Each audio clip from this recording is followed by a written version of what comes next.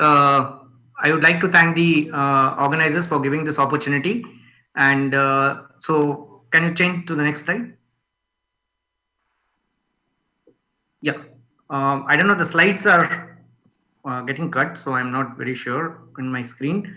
The scheme of presentation would be I would look at some of the prognostic markers, especially the reduced dosing of dasatinib and appropriate dosing of ponatinib in the relapse setting. Then look at a newer BCR ABL inhibitor, the asciminib, and the new drug strategy, which is the PROTAC drug strategy. And then we would look something on the treatment-free remissions and and then molecular research, and then finally would take home message. Next slide, please.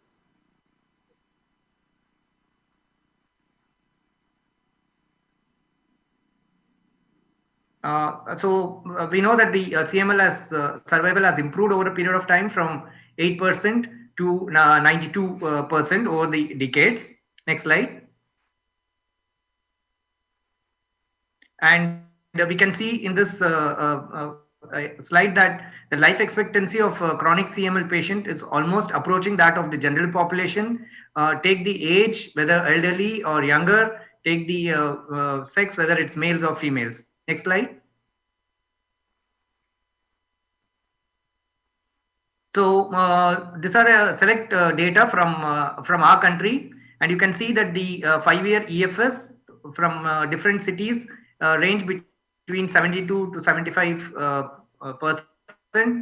and the 5-year overall survival also is quite good, between 87 to 94%.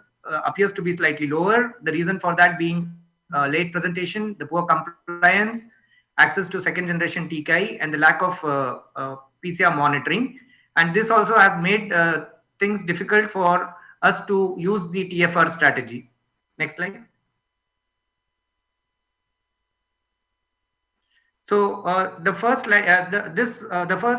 take home message would be on looking at comorbidities, and it's very essential that while we are prescribing TKIs, it's important to manage the comorbidity well. So in this subgroup analysis study of CML4, it's clear that if somebody has a Charlson comorbidity index of more than 7, they fared very poor. So you can see that in the red line, and whether the age, after excluding the age, it was also seen still that the comorbidity index played an important role in the survival. Next slide. Now coming on to the scoring for many years. Can you go to the next slide? Yeah. So for many years we have been using the SOCAL score, and recently the UTOS long-term survival score was discussed, and this showed that this score described the survival better to risk group better in post TKI era. So can you click the next? So here you can see that in the slide you can see that the high risk group is better described when compared to the low intermediate risk group, when as defined previously by the SOCAL. So I think in our day-to-day practice, ELTS score becomes quite important. Next. So coming on to the BCR ABL kinase inhibitors, there have been a lot of generations of BCR ABL inhibitors, and some of these newer inhibitors like the radotinib, which is only approved in South Korea, and then you have this newer drugs like the asciminib, which is a new kid on the block, and seems to be quite an interesting drug, and probably will change the treatment of patients with relapsed CML. Next slide.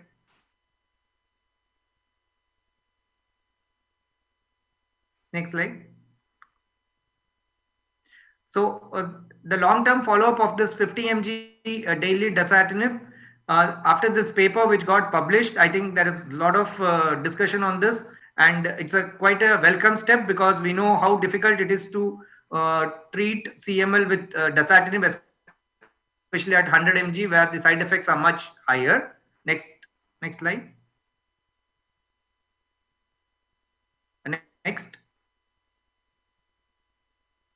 So you can see in this study where they looked at 81 patients. It was a single arm study, and they found that the cumulative rate of complete cytogenetic response at 6 months and 12 months were 77% and 95%. In fact, this was much better than the complete cytogenetic response seen in the Dissocian study. Next. So if you look at the sorry, can you go back to the previous? So if you look at the toxicity, you can see that only 6% of the patients developed pleural effusion. So this suggests that 50 mg looks like a good, with respect to efficacy, it looks like a good dose strength, and the toxicity is much lesser. But we need to wait for a phase 3 non-inferiority study before we actually move on to using 50 mg in practice. Next.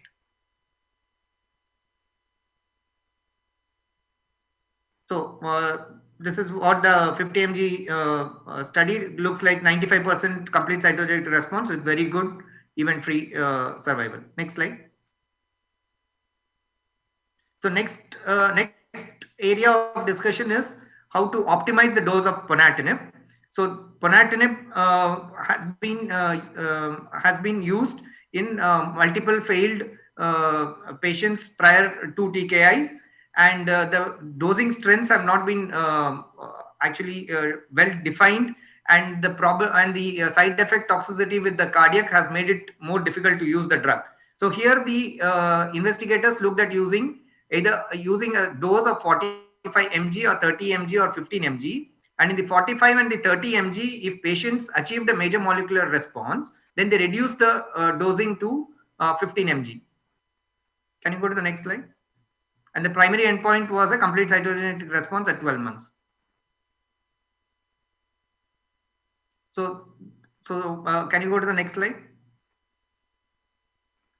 So if you look at the responses, you can see that the major molecular response overall in the 45 mg followed by 15 mg, and then in the 30 mg followed by 15 mg and the 15 mg, it seems that the 45 mg strategy seems to be more favorable. The percentage of patients achieving a complete cytogenetic response is much higher if you use a 45 mg, wait till major molecular remission, then reduce the dose to 15 mg. Next slide. So again, if you look at the T315 subgroup, it seems that the 45 mg followed by 15 mg is still doing very well.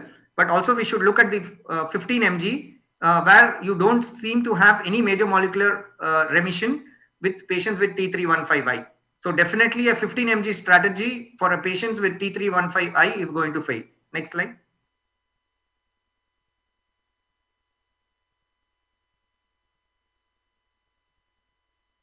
Next slide.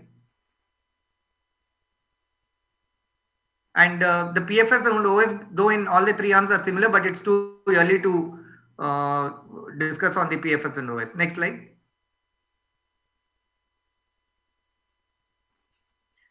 This is a new target and a new drug, which is the asciminib.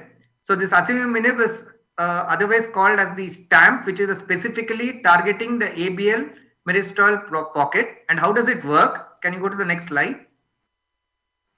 It has an interesting mechanism of action, and here you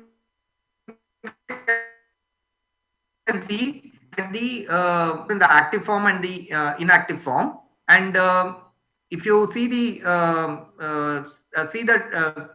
see the active form, it has this myristoylated N terminal, which actually needs to go attach itself to the active domain of the kinase kinase site. And once it attaches to the kinase site, the active form disables and forms into an inactive form. Now what happens when you have a BCR-ABL translocation? Then there is a loss of this ABL1 autoinhibition, and hence the activity persists. So if the drug asciminib directly goes and binds to this particular site in the allosterically allosteric active site in the kinase domain, and this results in an inactive conformation of the BCR-ABL, thus preventing the activity, persistent BCR-ABL activity to happen. Next slide. So when this was studied in a phase 1 study, they found that the dose limiting toxicity was asymptomatic elevations in the lipase levels with pancreatitis. Common side effects included fatigue, headache, arthralgia, hypertension, and thrombocytopenia. Next slide. So looking at the responses of this drug, when compared to the ponatinib, which was used in the second, when 2 lines failure TKI in the PACE study, we can see that in patients who did not have a T315I mutation, the complete cytogenetic response was similar in between the studies. Next slide. If you look at the major molecular remission, also was almost similar in both the studies at 48% versus 56%. Next slide. So if you see in the T315I subset, you can see that the responses are much lower. So definitely ponatinib is still a better drug when compared to asciminib when it comes to T315I mutation. Next slide. Yeah, this is the same again with the major molecular remission, which is much lower in patients with T315I. Next slide. So what does that say? It says that asciminib is a good drug, at least for non-T315I, but maybe not so good for the T315I. Maybe we could combine asciminib with ponatinib, and this might result in better outcomes. So recently in August, there was a press release from Novartis saying that this drug has met the primary endpoint in a phase 3 study where they compared it with bosutinib. The further results and approvals are awaited. Next slide. So this is what I was saying, that in the cell line, it is seen that the asciminib with ponatinib definitely improved the sensitization of the BCR-ABL mutants. Next slide. So this is another interesting drug targeting strategy, and this strategy is called a PROTAC strategy, where you use proteolysis targeting chimera. So here you can see that these has a dual drug with a linker, and one part is the ligand is of the E3 ligase, and the other one is the ligand for the protein of interest. So the E3 ligase is nothing but the enzyme for the ubiquitination, and then you have this protein of interest. Let's say our protein of interest is BCR-ABL. So when you give this particular drug with a linker, it goes and attaches to the E3 ligase, which actually splits the ubiquitin molecule, and this ubiquitin molecule binds to the protein of interest, let's say, which is BCR-ABL, and then it then proteolyzes the protein and degrades it. So this seems to be a very interesting strategy. Next slide. And the drug, which many drugs are being tried, and one of these drugs is the GMB475. So they have looked at this PROTAC binding to the myristoyl pocket to target the BCR-ABL1 protein degradation. These are the cell line data and looks promising. Next slide. Yeah. So with respect to TFR, I think we are stuck at 50%. Multiple studies consistently have shown that a TFR of patients up to 50% are possible. Next slide. So how do we improve beyond this 50%? So if you have 100 patients of CML, finally 40 patients achieve TFR and 60 patients fail TFR. Next slide. So one strategy for improving this TFR is looking at whether we could de-escalate the tyrosine kinase inhibitor therapy before discontinuation of therapy. So what they did is patients with major molecular remission or better, they reduced the dose of imatinib, dasatinib or nilotinib to 50% standard dose for 12 months. And after that, the TKI were discontinued after 12 months if no recurrence occurred. Next slide. So by using this strategy, they achieved almost 70% TFR. Next slide. Next is the prognostic index. So this is a study from Hammersmith where they looked at whether we could develop a TFR prognostic index. They looked at age, the previous TKI resistance, the duration, MR4 and transcript type. And go to the next slide. And they came out with a prognostic scoring which included 3 groups, and we could see that the curves separated well by using this scoring system. So you could actually identify which patient would better suit for a TFR strategy. Next slide.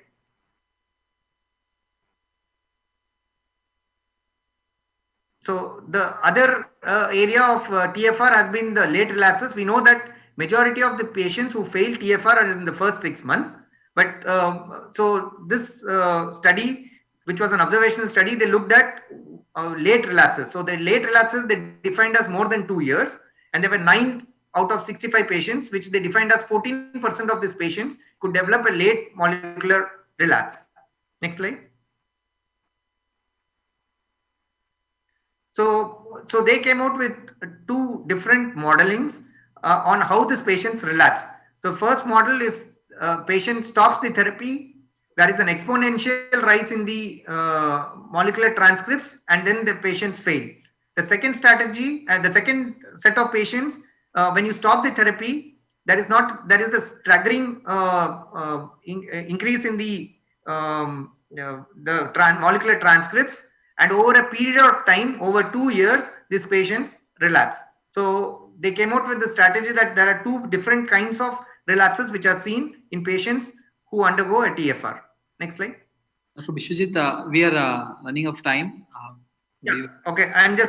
I'll go to the last, I think. Can you go to the next slide? You can take away, you can just press it. Yeah, you can go to the last slide.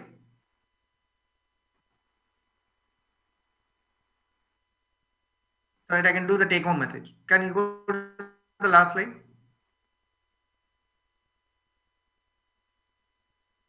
Okay. So my take home message will be that comorbidity management is very, very essential. We start using ELTS score, which is the preferred score now. 50 mg dasatinib looks very promising, exciting data, but we need to wait for phase 3 data.